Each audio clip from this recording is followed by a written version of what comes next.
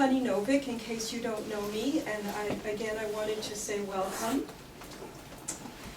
I want to acknowledge the fact that aside from this being National Poetry Month, our wonderful artist-in-resident, Bill Bissett, has created this event for us. So thank you, Bill. Yay for Bill. In case you enjoy yourself and want to come back, we have another event with an open mic next Saturday where Bill will be reading. It's a great flyer. What? It's a great flyer. Beautiful. I know, I'm going to frame it. I Yeah. know. I cried when they sent it to me. It's so lovely. Anyway, because I love Bill and he loves me. But anyway. And I love Bill more. There is never enough love to go around, so if you've got more, Lillian, the more you give, the more you get. Yes, that's true. That's awesome. So you know that we are on the land of the Haudenosaunee, the Anishinaabe, the Mississippi of the New Credit, the Wendat, the Picayune, and we really appreciate as children of settlers that we are given this wonderful place to live and to work and to build community. Whoops. Okay, and then finally, what else?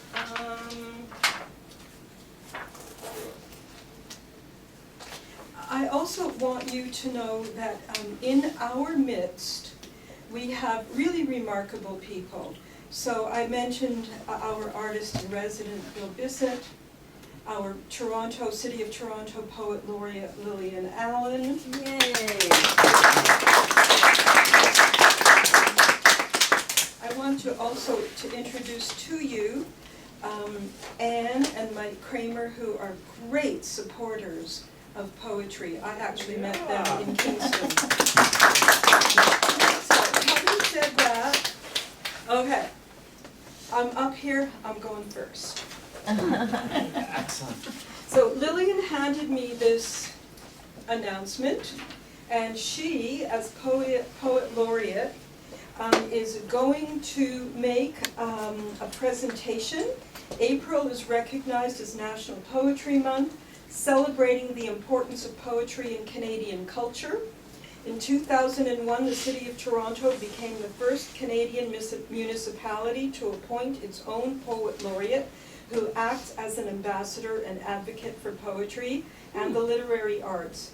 In May 2023, City Council appointed Lillian as the 7th poet laureate to promote and attract people to the literary world. So there's that. My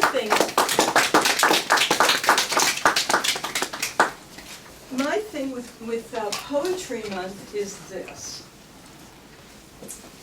This first part is just a thought, and then I'll get into a larger story that I couldn't have done without the wonderful support of Marty Smith.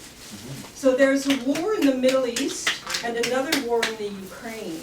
The war that's never talked about is waging on our own terrain, High Park. When the Dega and the Delbassid, that's the aged and the disabled spelled backwards, when the aged and the disabled cannot access the beauty of this public park, what's the point of valuing something while keeping others in the dark? The restaurant is losing business in a difficult economy. Tourist buses are limited to the whims of the cyclist's perfidy. Some say it's for the environment. I don't think that's true, for cars are just one way to transport the immobile and the encumbered who are trying to live with dignity too. So give us back our park, it offers great solace. Give us back our park, it offers life's quality. Give us back our park, it was made for you and me. Give us back our park, we love her and want to share it too. And then, a few years ago, Robert Priest and some other people had an endeavor where poets got to read and record poetry for the park. This was an international thing where poets got to celebrate parks in every large city in the world, And so naturally, we chose Hyde Park. Bill had a piece. You recorded it and sent it somewhere, and they put it somewhere, and you walk through the park with your headphones and a certain channel on your phone, and you could walk and listen to poetry at the same time. So this was my contribution with the invaluable help of Marty. Our beloved Hyde Park. How wonderful it was for immigrants just to get out on College Street on the streetcar traveling all the way westbound into Hyde Park, the municipal garden refuge of these newly arrived and people with or without money. Here on this land, all 398 acres of it, on the traditional and ancestral lands of the Mississaugas of the Anishinaabe, the Haudenosaunee Confederacy, the Huron-Wendat, and Petun Nation, people could relax in the verdant greenery, enjoy fresh air in the big city, play ball on the grass, have a picnic, fish in Grenadier Pond, walk along the paths leading to the water, hillside gardens overlooking the Maple Leaf Garden or the zoo. Here, our beloved Hyde Park beckoned all to its oasis. I sing your praises, Hyde Park, once owned by Mr. Howard, given your name because of the height of the hill overlooking Humber Bay and Lake Ontario. The hippies had other connotations. What's in a name? During the 1960s and early 1970s, during the Cultural Revolution, Hyde Park was accessible, a go-to place for dancing on the grass, daring to smoke it under the sun, and feeling groovy and high, even though it was illegal then, and park police patrolled the land often. I sing your praises, my beloved Hyde Park, because as a child, going to your zoo-penned animals gave insight to other species and how they lived. As a little girl, I could go up to the fence containing bison and actually pick off a piece of bison fur. It was an unusual experience that I would only share with the bison, as the adults thought, "Ew, why would she want to do that?" I just wanted to bond with a buffalo. I can still feel its texture in my mind's memory. I don't know when I actually began to be uncomfortable in the zoo, looking at the animals far away from their natural habitat, but I still loved going to the park. After my mother passed, my father and I drove into the park. We would go to the restaurant. Mainly we would go near Grenadier Pond and sit and remember my mother there. One afternoon I had a toothache. I asked my father for $70 for the dentist. He wouldn't give it to me. Nothing I could do about that. Hyde Park had other ideas. My father really was a very nice person, but had issues, and some of those issues had to do with not having money. As we drove home, me in the driver's seat, I saw some colored paper on the ground. I stopped the car, got out, and found 3 20s and 1 10 on the road. Wow. This is true. Astonished at this miracle, I smugly looked at my father, grateful that my beloved Hyde Park was taking care of me. I still wonder how that money got there. Over the years, Hyde Park became a sort of pilgrimage. Cherry blossoms fell, flitted, and free-flowed like snowflakes in the special cherry blossom grove. These are the descendants of the initial gift of 2,000 cherry trees from the Japanese ambassador on April 1st, 1959. They were the gesture of appreciation from the citizens of Tokyo to the citizens of Toronto for accepting to relocate Japanese Canadians after World War II. When the blossoms are in full mode to drop, the air becomes white with petals and the hillside becomes a wonderland of people and petals dancing, taking photos, being enthralled.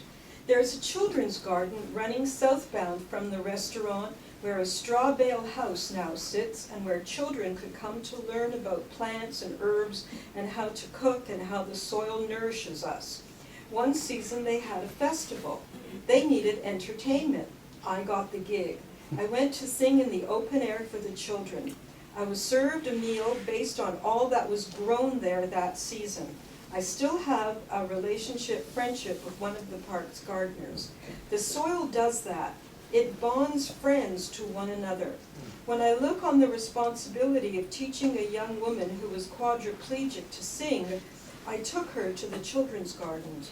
She loved High Park. The paved paths were easy for her wheelchair to traverse. The air refreshed her, and the rhythm of the silence, even among all the people strolling in the park, was calming. There are always lots of people in our beloved Hyde Park. There are festivals and sports and Shakespeare in the park and the Scream in the park, but I created a tribute to National Poetry Month by having an outdoor poetry festival overlooking the still, cold, deep waters of Grenadier Pond. Bill Bissett read, as did Joan Sutcliffe. Director Ruth Stackhouse came to support. We stopped people walking by, inviting them to enjoy poetry by local poets. In time, we would name our poetry group the Hyde Park Poets because our beloved Hyde Park evokes inspiration. There is a spiritual labyrinth in the park. People come to walk in meditative thought. I went once with Joan and was given a gift only Hyde Park could give. That year, the captivating monarch butterflies were threatened with extinction. People everywhere did their best to keep the butterflies alive. They planted milkweed and stopped spraying. As I sat relaxing after my meditative walk, a monarch butterfly appeared in the bushes. That gave me hope. Once again, our beloved Hyde Park did its magic. It uplifted my spirits, showing me that beauty is real, especially in the midst of a big, bustling city. It taught me that there is more to be seen than what can be seen with the naked eye. It reminded me to respect this sacred native land. It helped keep my spirits resilient and optimistic. It strengthened me, my inner me. This is my beloved Hyde Park. This is our beloved Hyde Park. So that is my kind of tribute. That's my tribute because Hyde Park is really under, you know, we're under siege. If you're aged, if you're disabled, if you're a mother with a tram, oh, welcome, wonderful Michael. You know, if you can't walk very well, regardless of your age, then you can't go into the park because cars are no longer allowed. You can go certain times, but you have to go a circuitous way. So the restaurant is losing business. 80% of its business is gone. Tourists can't go in. You know, mothers with strollers can't go in. So it's really, you know, for me, it's really a cause célèbre. You know, I'm going to do everything I can to get Hyde Park back into the hands of the citizens, including encouraging people to write to your city, you know, city person. Tell your local city poet, laureate, our mayor. Yeah, that's a good cause. Yeah, it's a great cause. Ruth couldn't go before she passed. I couldn't drive her in. So anyway, okay. So next we have John Vlachos. Did I say it right? Sure. Okay. So John has a book called Nero in the Land of Nut, and a second one is coming out. So join me in welcoming John Vlachos. Thank you. Here's the book. I read it a little bit, excerpt from it last time. So I'm really glad to be back here. This is a wonderful family we have. Really, it's incredible.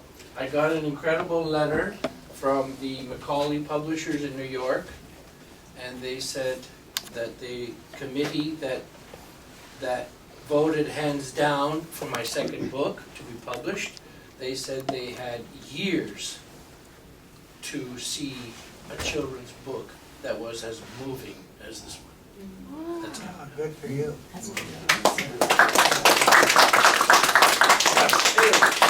So I have here a little bit. Tell me when I've reached my limit, because I don't really have. You don't want me to do that. This is all called interesting talk, and I hope it's interesting enough. I may have made a mistake. Interesting talk.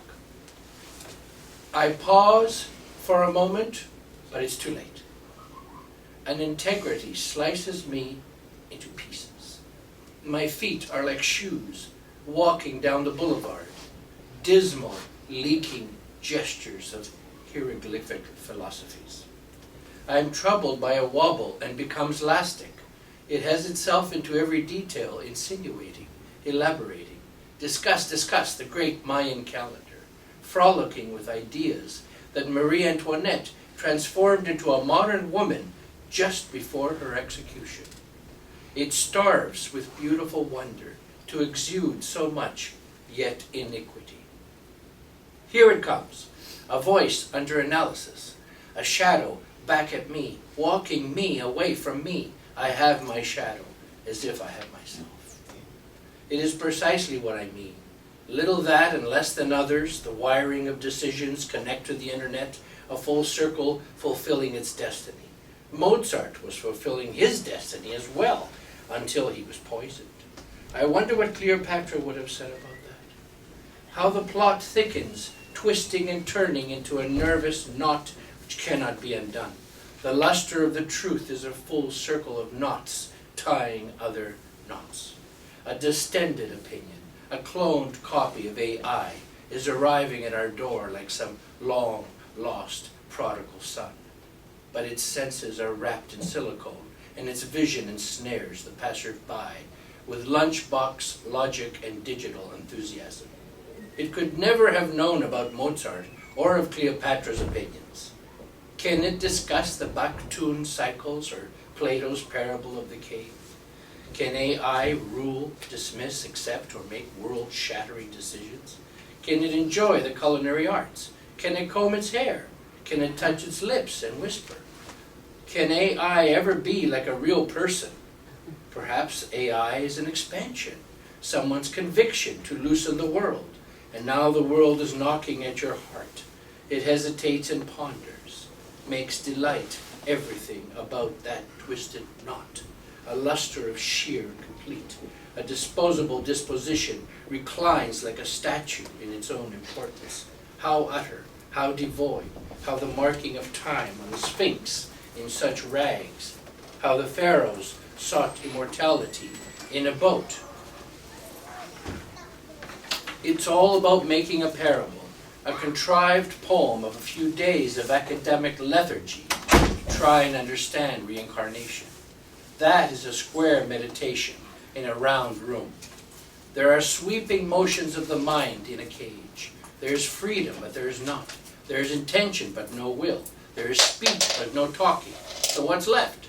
A little man manipulates buttons, cogs, and levers, like a tiny god, ruminating, fabricating, and cultivating, like Nimrod, a pattern of disheveled dreams on Seneca's lap. He partakes of prophecies, and queens come out of their clothes. Queen Victoria is not amused.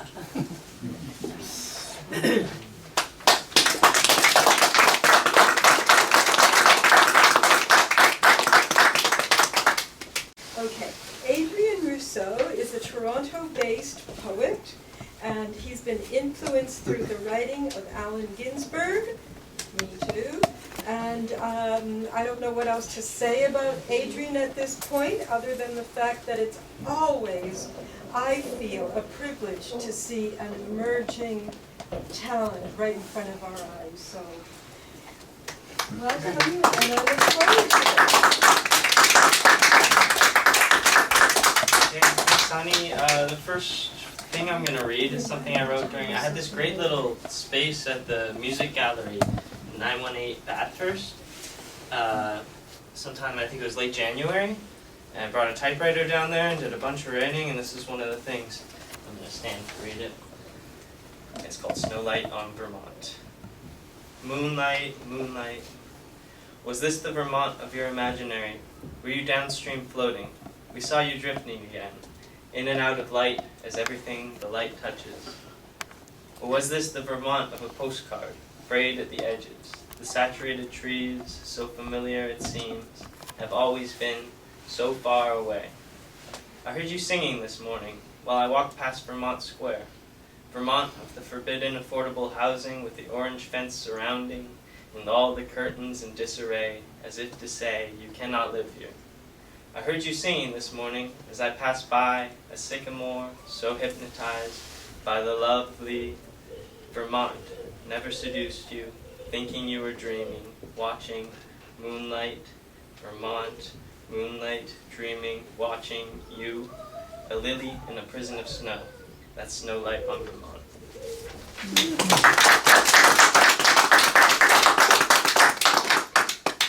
Great.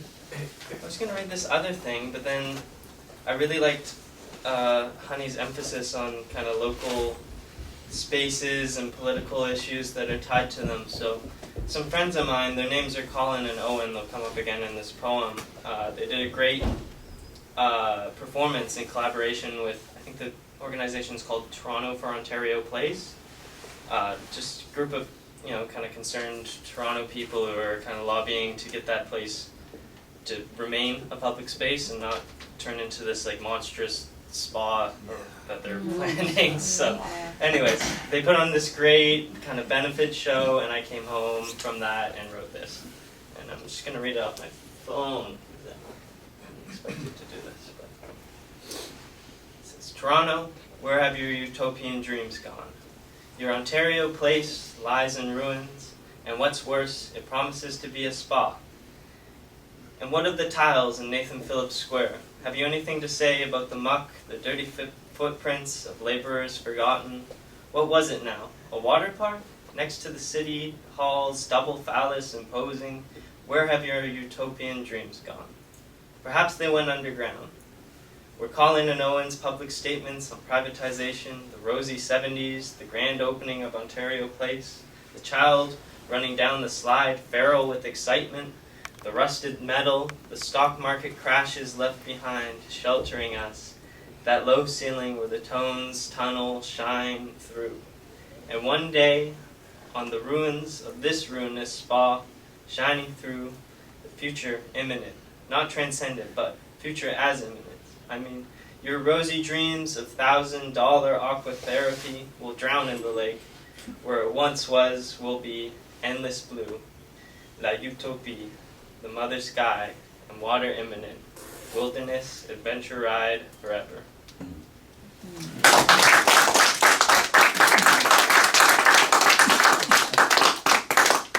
Okay. Brian Dedora. Brian has a new book, The Apple is in the Orchard, and he's continuing his experimental writing and photography. So please join me in welcoming Brian Dedora.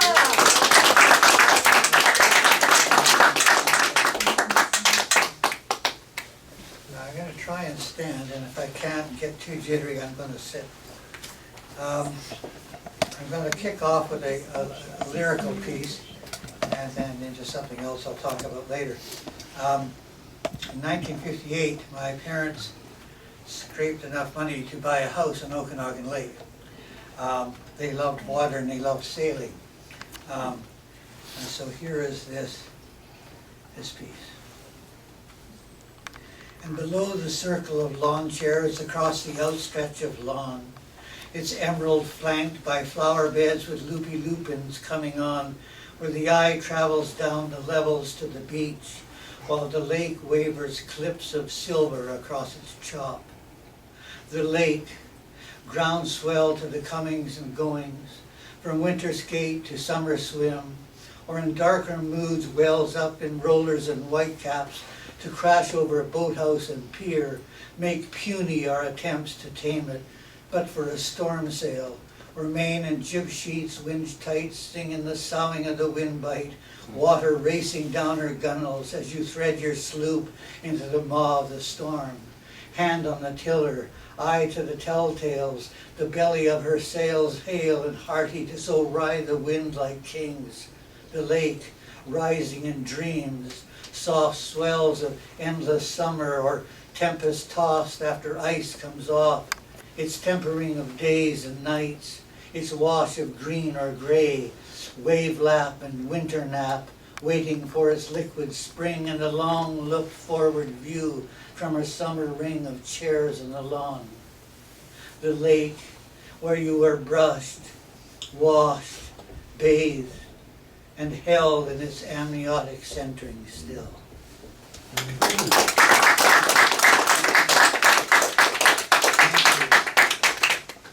You see how jittery I get?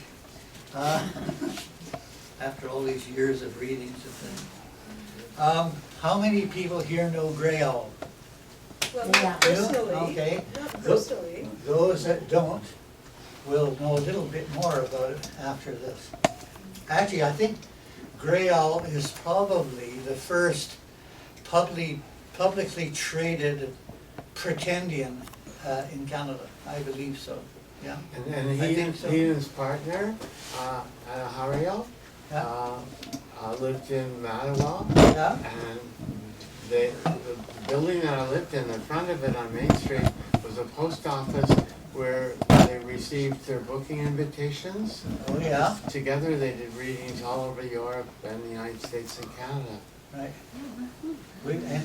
And Grey Owl did too? They did it together. They did it together, right? I didn't know that, He was quite older than her, right? so she lived a lot longer than him. Yeah, She only went to Spirit and Hario in Kamloops in 1987. Oh, And he wow. passed in, I think, 1920 something. something, yeah. I think. Yeah. That's interesting, okay. She kept Well, here's my performing. take on it. Okay, sorry. Okay, Grey Owl. Okay. You'd leave 3607 Mara to walk down behind the big elementary school with the dome on top, where you'd file up from class to watch Grey Owl films.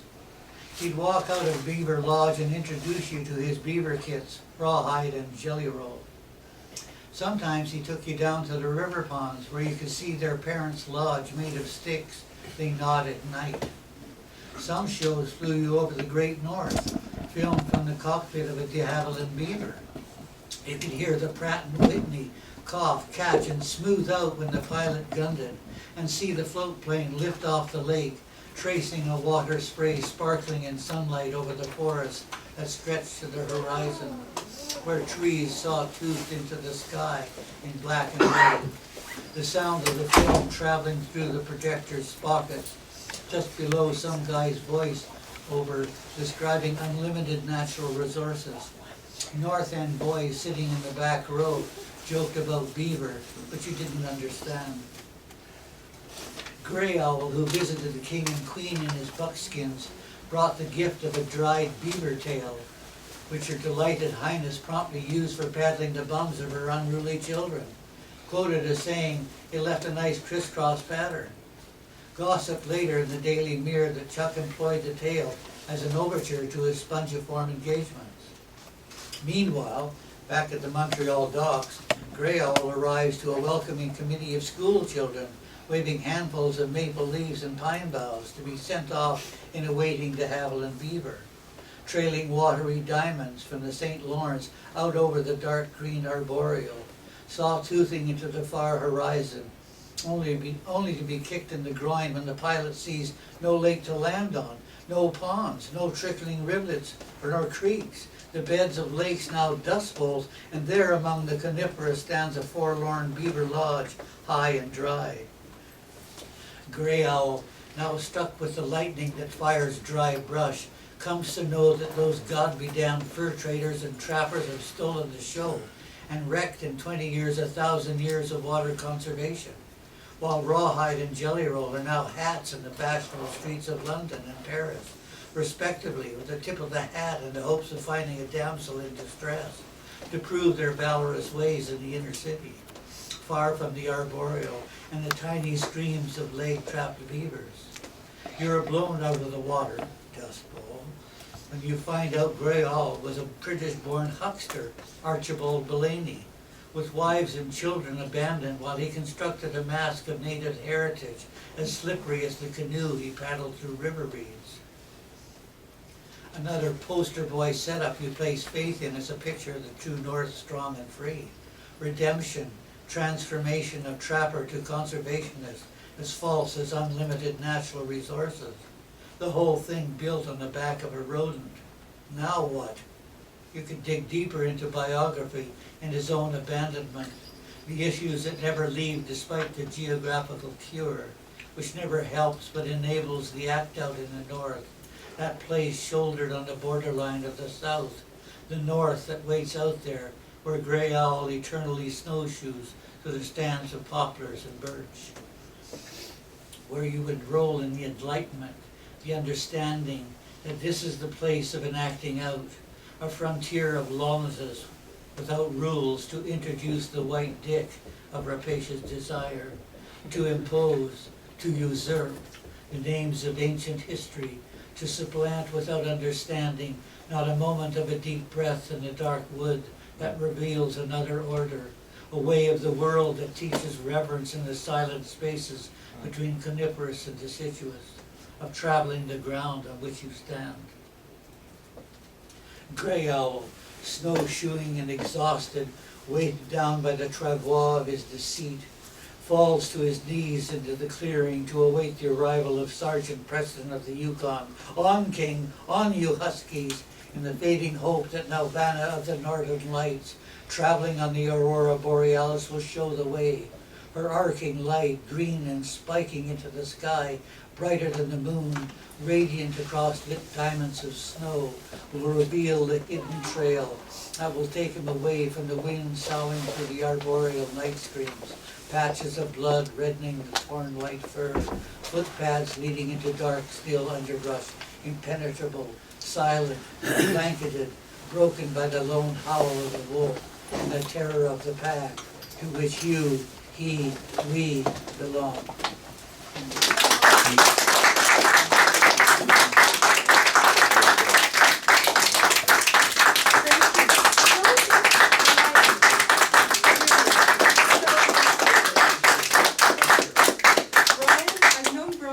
Decades, and I have to say it's such an honor that to meet someone who's absolutely committed and dedicated to his form of expression. So it's really great, Brian. Thank you. I'm Thank you. just going to see if I can find 2 more chairs.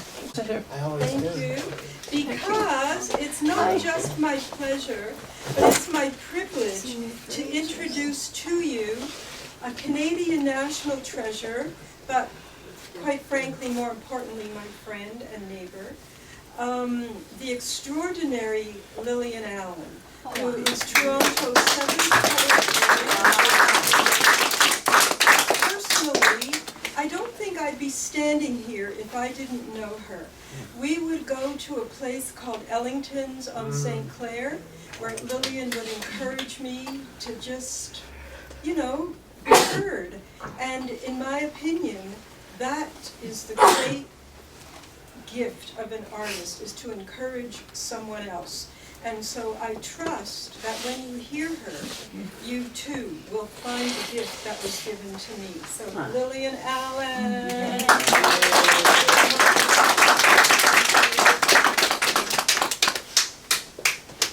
Thank you, honey. Thank you all for spending a Saturday afternoon here with some of my favorite people too. So yeah, it's a delight to hear all the readers already.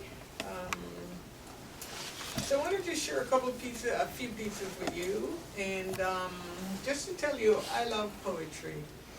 I mean, I know people say this saved them and that saved them and sound corny, but I have to say truly, poetry has saved me, has given me my sanity.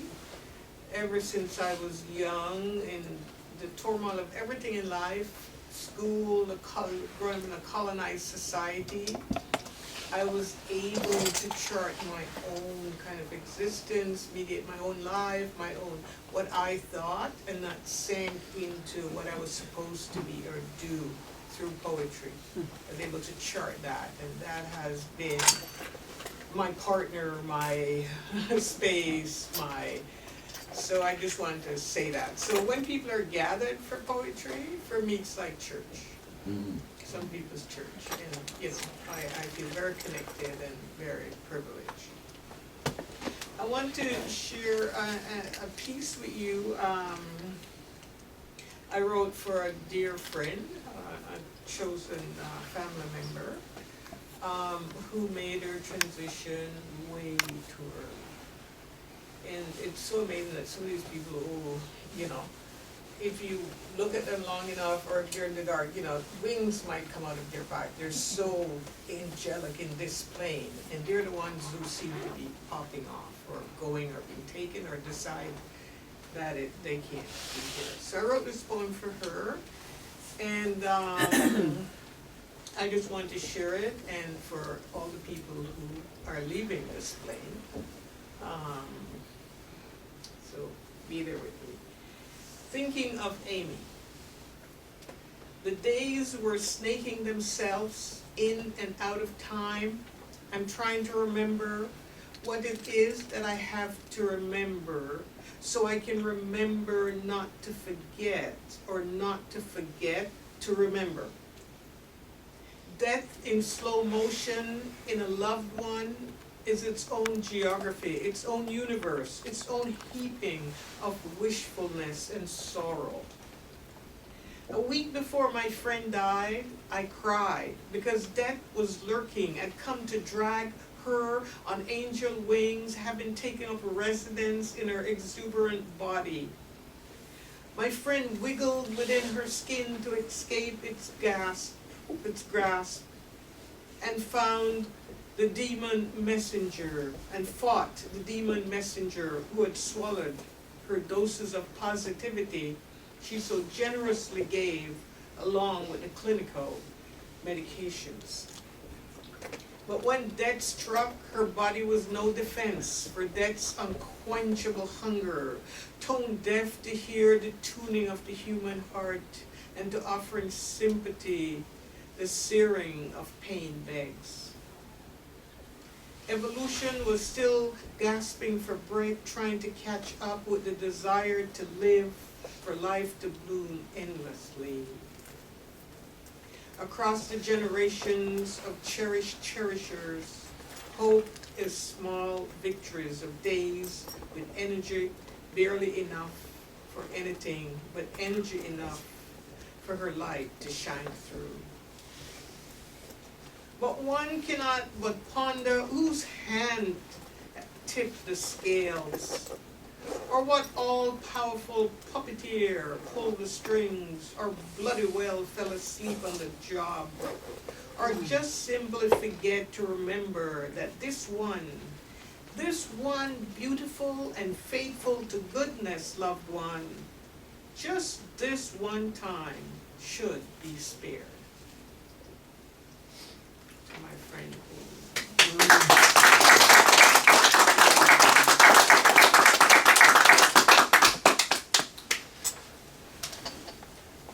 and I will move on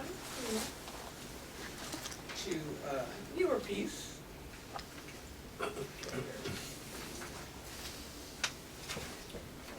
It's called Code Switched.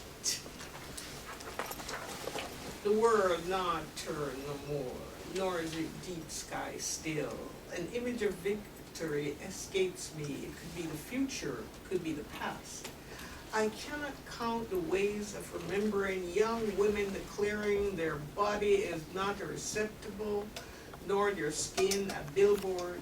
Would a declaration of autonomy not be enough? A new century of intersecting identities and desires. The new revolution taken to the blank of pages. Spoken word, poetry, voices busting up all over the place, making woman and black indivisible, woman and dignity indivisible, positionality, built resolve through language, collective self-agency, finding each other stored in multifarious ways. There is a phantom pain for what we will not discover, limb and land lost forever. Children grow up and are strangers, leave home for new lands. We, Tamarin people, learn how to make new land, a new territory we call diaspora, in this landless land we so eagerly citizen. Replant roots, mark invisible bloodlines, transplant our ancestors to our kitchens. And now we swim in unknown shores, in the omniscient digital, a landing, waterfalls, falls and waterfalls without water, but oh, what a drowning. So the news said the earth doesn't turn anymore, nah, and maybe it doesn't really have an axis. Code switch.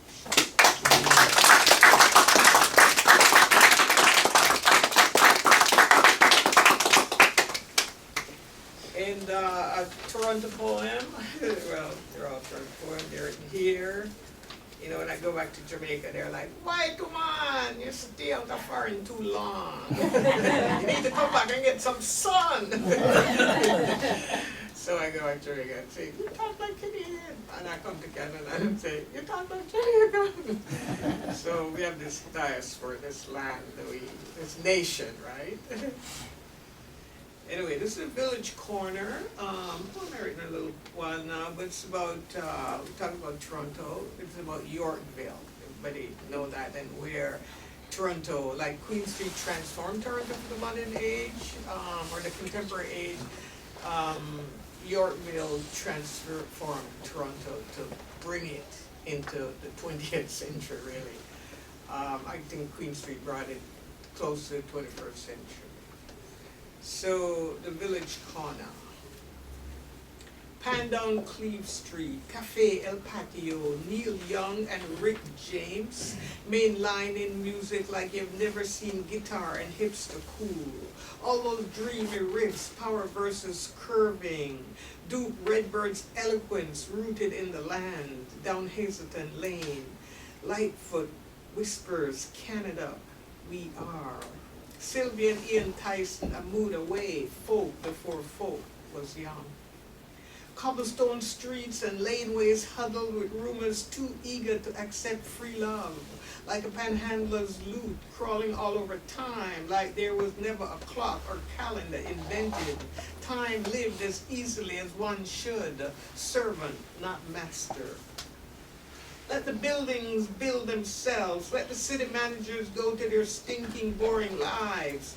We will take their children and turn them into freedom lovers, make them babble and inhale holy grass.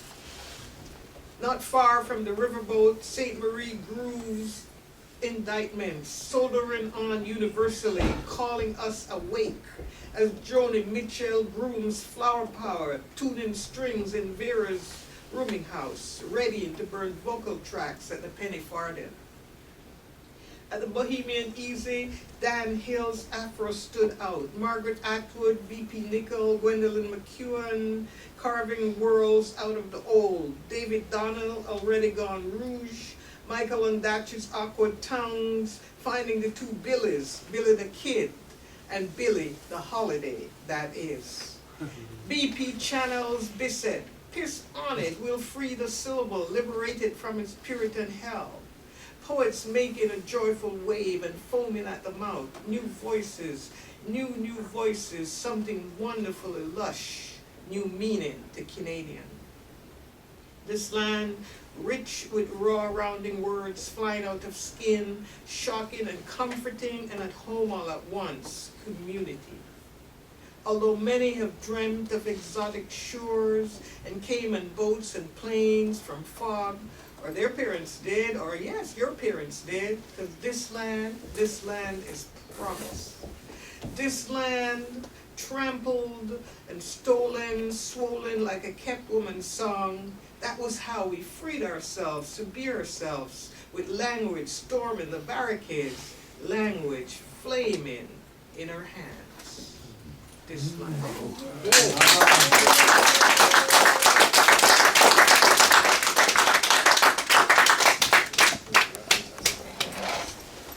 So let us arise on this journey to the center of our sacred heart space, and let us transcend unto other ethereal realms sublime. My first poem of the day is in celebration of the lunar eclipse. It is entitled The Passing of Time, and it denotes how vibrations and energies flow. So here is the passing of time.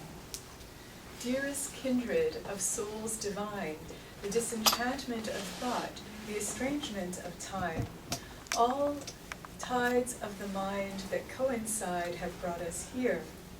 Together our rendezvous, souls joyous rejoice in angel dust, like spirits among us, a collide in the stars, Venus, Mercury, and Mars, house of Jupiter, above all and by far.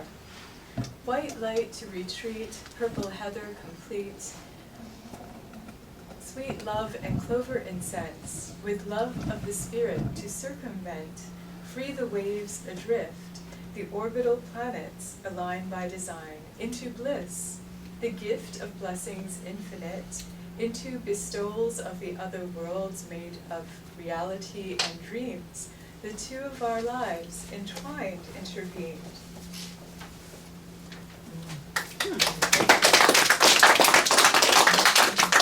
My next poem is Starry Night. It embellishes the song of the spirit and a journey into light. So here is Starry Night. And this was actually featured in an anthology a year ago, published by the Ontario Poetry Society, entitled Alchemy of Tears. Starry Night. A ghostly guitar, silent night asleep, in the backdrop of a soundscape, divested in fear, unrest, and angst. Other subtleties remain undone. A resurgence of tidal waves one, of soul turned black, grayed. Emptied of thyself, turn a blind eye to hatred and dismay. O angelic rock of the ages, I summon thee to grant me deliverance from underneath the night sky, retroactive and in retrograde, a recurrent dream to undermine all the lies. O destiny be my guide. O divine goddess of the divine, angel of light. O melancholy sadness, my priestess of night. Peace, peace, sing unto me sleep, beyond the depths of doubt, unto angels sweet that weep and cry out. Confer upon me blessings, my love, and a life of dreams.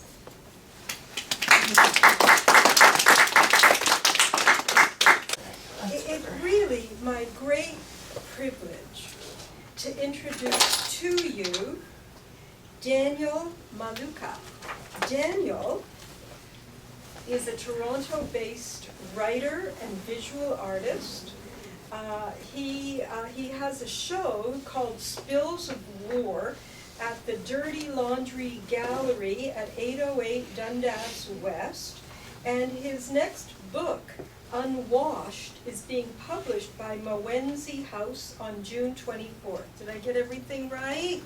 Not the date, just June in the year of 2024. So There this you year. go. Yeah. So whatever he said. Daniel, welcome to the Secret Handshake.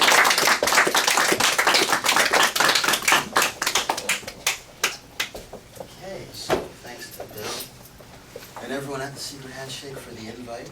I'll read something new, as in like last night new, so there's no title yet, that's how new it is. So. Enjammed wordlessly into your wall, stuck here, struck here, shell of my making, fired your gun, trapped between the doorway, your bedroom, sealed shut, sat sideways, staring stranger, more than soul's mate. Resigned to its fate, your apartment shifts into silent cenotaph. Too many battles we fought on our tongues, pink, ribbed, bruised battlefield. Much and more left unsaid. Walls holding in our language. Walls enjammed wordlessly keeping score.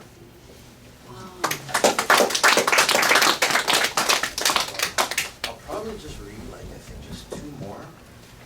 The last one is a little bit longer, so. This one is called The Navigator. When I was a kid, I thought my dad was a spy. He could speak French, listen in Portuguese, and ask about the weather in Russian, shocking me and our mechanic every time our Chrysler Neon needed a tune-up. When I was a kid, I thought my dad was a spy. He spent a few years in France and would avoid questions. Him in Sanskrit, me in hieroglyphic. We were unintelligible. When I was a kid, I thought my dad was a spy. He knew our city well enough to drive without a GPS, North York downtown, Etobicoke, but we were unknown to each other. Too many left turns and dead ends. When I grew up, I saw my dad for who he was, willing to argue over the placement of a garbage bin, willing to ignore the smell of 3 a.m. weed and Bacardi breath. When I grew up, I understood how frustrating it must be to see your son make the same mistakes you did, to have him yield right of way to error, to have your warnings mistranslated. When I grew up, I saw my dad for who he was, aware he sent his son into a world that hates him.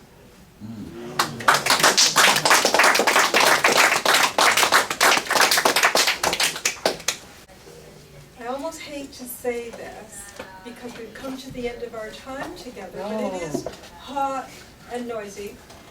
However, to leave you on the totally best note that we can, we're going to welcome the phenomenal Andrea Thompson. Andrea is teaching at U of T. She's teaching the first spoken word course. She recently has an album, The Good Word, and she's shortlisted, her shortlisted poetry book, The Selected History of Soul Speak. So please join me in welcoming Andrea Thompson.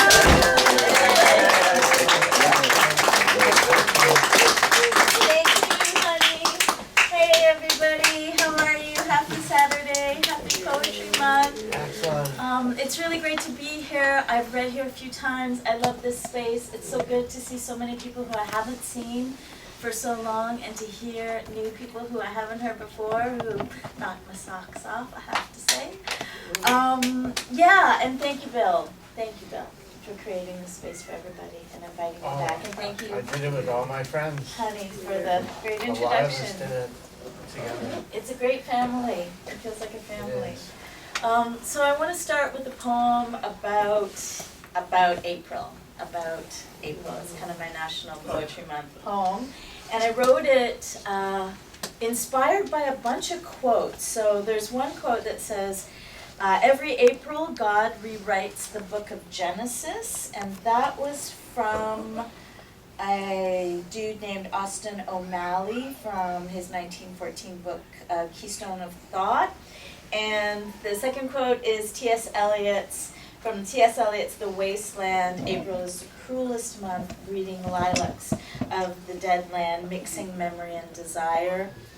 And the last quote is from Edna St. Vincent Millay, and I don't want to tell you or else I'll just wreck the end of the poem. There'll be no surprise. So I wrote this after a really cold, bitter, bitter winter. And I was thinking about those quotes, and I was thinking, I'm just glad spring's here. So this is called The Great Baptist. I've heard it said that every April God rewrites the book of Genesis. Streets that were once slush pools of sleet washed clean by rain, the Great Baptist. Daffodils and tulips, God's gift, offering promise. A cure to the soul, to all of us disconnected from nature after months spent indoors. Muffled and buttoned, we wandered from one source of central heating to another. Trapped in a rat maze of underground malls, eyes buried beneath shrouds of woolen hats and scarves. Stars with their crisp winter brilliance went dim from inattention. And though some may call it cruelty, this mixing of memory and desire, I will not be fooled by the cold morning air. Because I'm glad for the mud, I'm glad for the rain, I'm glad to leave behind the days of hibernating in the cave. I am glad that this deep freeze is over. This land with its seasons, the wisest of teachers.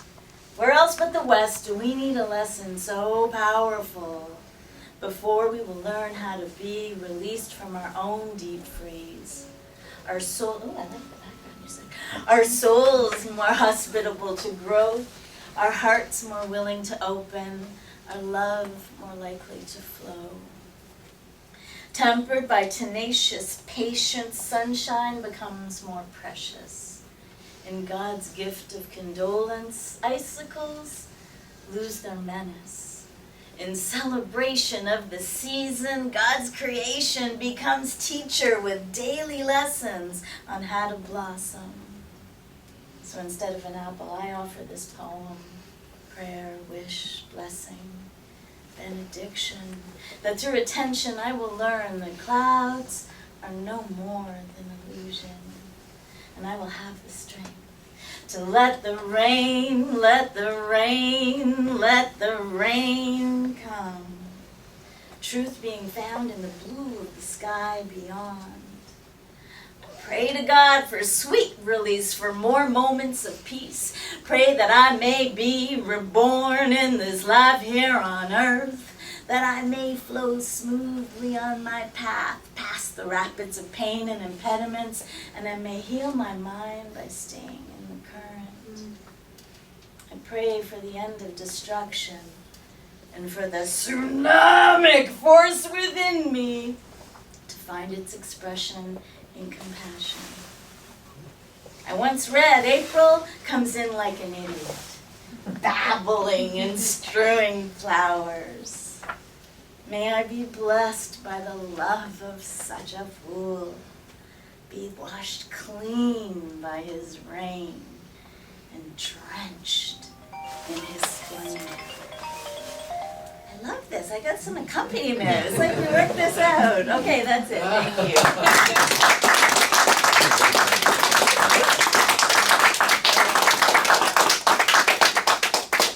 That's like poetry reading magic, eh? There's always a magic in poetry readings. Do you notice that? And like people's words flow into the next one, and so, okay, so here's a theme. Here's some magic. So Adrian was riffing off of what Honey was saying about spaces, public spaces. So I have a poem about my neighborhood and somebody who I always saw in my neighborhood and then didn't anymore. And it's about gentrification here and also in Vancouver where I lived, and displacement of human beings. It's called I Wonder Where Lisa Went. Her plexiglass shack has been dismantled, home stolen, returned to formal, reputable function as a metropolitan bus shelter. My neighbor wrote a poem about her once before the cleanup/renoviction, a poignant poem about how this spirited neighborhood has its own pandemic to worry about now, a hollow, haunting madness that social distancing only exacerbates. We keep trying to erase, to throw these people away, but they boomerang back inconvenient human truth. I remember in Vancouver, they tried to hide all the undesirables during the Winter Olympics, the mayor making a vain bid to prevent the all too often occurrence of unsuspecting Gastown tourists taking the wrong turn at the old, not Gassy Jack anymore, steam clock, stumbling wide-eyed and aghast into Pigeon Park, or heaven forbid, Hastings in Maine. When I used to take the C bus to work in North Van, I'd see them, the shell-shocked tourists, all bereft and Blanche Dubois-esque, clutching their pearls in a frantic attempt to retrace their misplaced steps, searching for bannock bread crumbs to lead them back to their overpriced, authentic, indigenous tourist shop haven. That civilized, lonely planet end of the Gastown Strip. It always reminded me of Siddhartha's father's failed attempts, the futility of trying to strong-arm divine destiny. Us arrogant humans are always trying to arm wrestle God to the ground with our cleverness. Usually we have nothing more than a broken hip bone and humble hubris to show for it. We strut, thinking we are so crafty and clever. We swagger, bold and proud and dumb as rocks. We forget that God is the ocean to our mountain, the one who rules the tectonic plates that hold the whole structure up. We forget that in time, the tide will shape us any way it pleases, or simply utter a word, a seismic shift terrific enough to swallow up all of our stupid, useless tantrums for good. And this will settle the matter once and for all, and maybe we'll get a rainbow to help us remember, or maybe not. And I wonder where dear Lisa has gone to now. She made a nest there in that bus shelter, a nest for herself and her overflowing shopping cart full of styrofoam cups and bits of yarn, and now her nest is gone. Plexiglass walls torn down.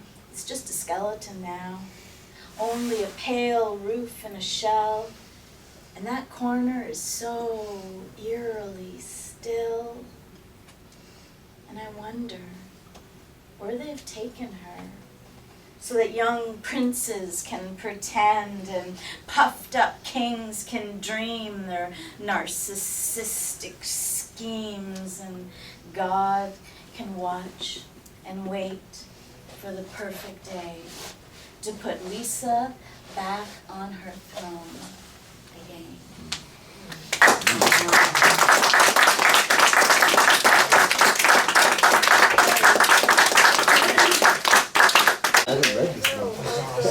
Thank you so very much, Andrea.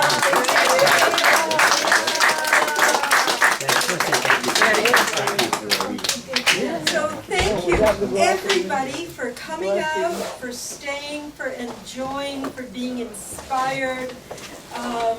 Just thank you for being here. Come back next Saturday at 2 o'clock or 2:30. And we will have an open mic at that time later on after Bill and I read. And then we'll celebrate Poetry Month again. So again, thank you for being here. Thanks, honey.